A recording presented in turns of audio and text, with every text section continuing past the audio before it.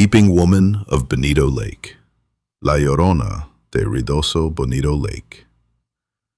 12 miles north of Ruidoso, closed to the public for years after the Little Bear fire, but locals still go up there, at night, even though the sheriffs say not to. Before the fire, before the dam, there was a small village at the bottom of what is now Bonito Lake, the village of Bonito. In 1931, the government flooded it to make the reservoir. They told everyone to leave. Everyone did, except one woman. Her name was Elena Montoya.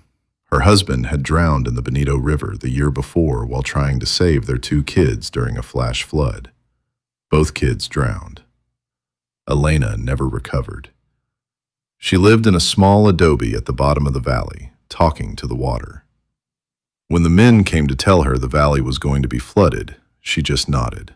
She said, "Good, then I will finally be with them." They found her house empty. They thought she left. Then they flooded the valley. 3 days after the lake filled, workers saw her, standing in the middle of Bonito Lake, waist deep, in her white dress, soaking wet, looking for something under the water. One worker tried to boat out to her. When he got close, there was no one there, just a cold spot and the sound of a woman crying under the water.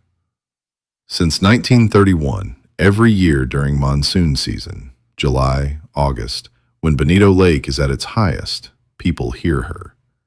Campers at Bonito Campground hear a woman wailing at 2 a.m., screaming, "Mis hijos, ¿dónde están mis hijos?"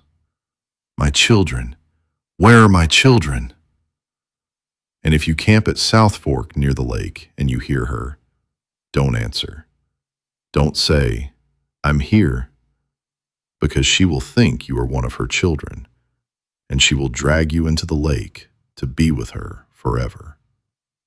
In 2019, a teenage boy from Alamogordo went missing at Bonito.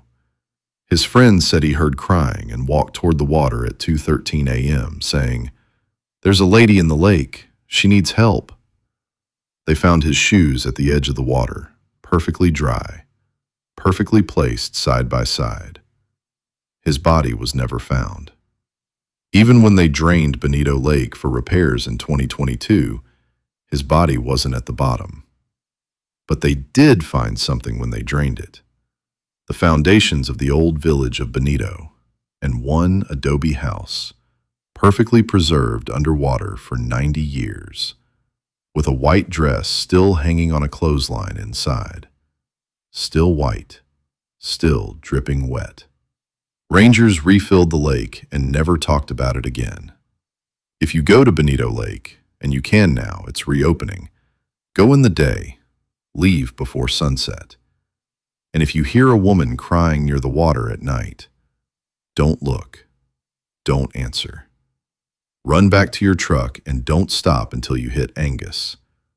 Because if she sees that you can hear her, she never stops following the sound of your truck home.